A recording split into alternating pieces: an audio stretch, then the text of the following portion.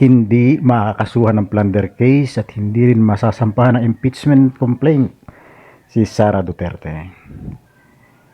Bakit? Sapagkat pag sinampahan po yan ng plunder case o plunder complaint, yan po ay automatic na makakulong dahil yun po ay non-bailable. At kung mapatunayan, ang parusa po dyan ay reclusion perpetua o panghabang buhay na pagkabilanggo. At yan po ay ayaw ding mangyari nitong mga politiko. Sapagkat pag yan po ay kinasuhan ng plunder, pasok ho kasi yung kanyang di umano ay nalaspag na amount. May 125 million na nagastos sa loob ng 11 araw, hindi maipaliwanag. Meron pang 600 plus na confidential fund na hinihiring ngayon ng Quadcom, hindi rin maipaliwanag. So sobra-sobra ho yan, sobrang 10 patong pa yan siguro sa amount ng plunder case, which is 50 million. Walang piyansa, kulong kakagad pag nakatulan niya habang buhay, at ayaw yang mangyari ng ating mga politiko. Bakit? Sapagkat magkakakuha ng simpatiya si Sara. Pag yan po ay nakulong, makakakuha yan ng simpatiya at yung kanyang bagsak na trust rating muli ang aangat, muli ang papailan lang. At yan ang marahil ang ayaw ng mga politiko na mangyari, lalo na yung mga anti-Duterte. At bakit naman hindi rin siya makakasuhan ng impeachment? Kahit meron diyang mga grounds na lumalabas, tulad niyang betrayal of public trust, malamang nadyan yan. Culpable violation of the Constitution, malamang nariyan din yan. So, bakit hindi masampa ng impeachment? Unang-una ay kapanalig niya, kakampi niya ang majority ng mga nakaupo sa Senado.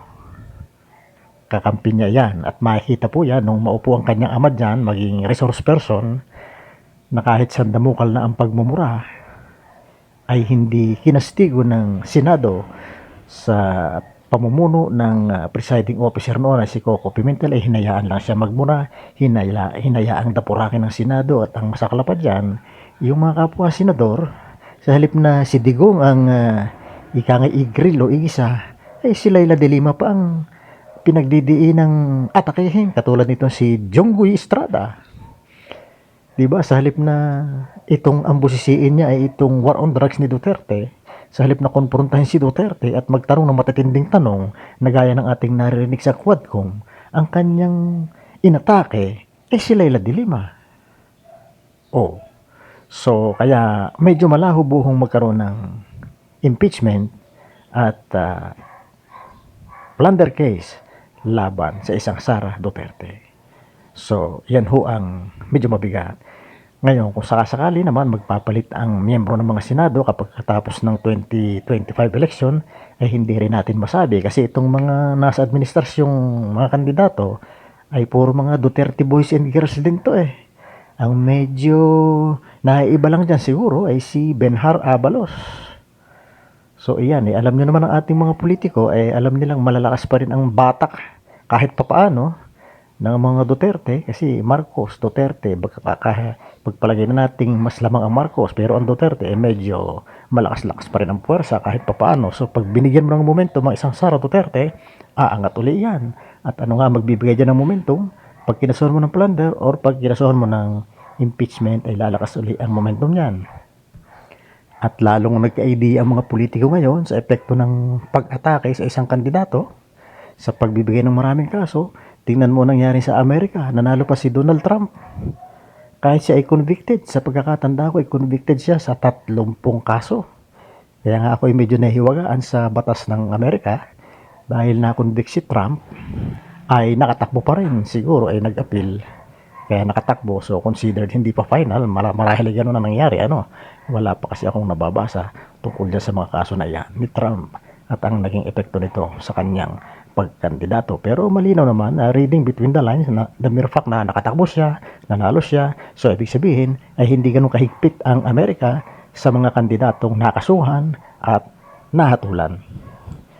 So yun po ang yun ang dilema ngayon ng ating mga politiko dyan sa lower house at sa upper house.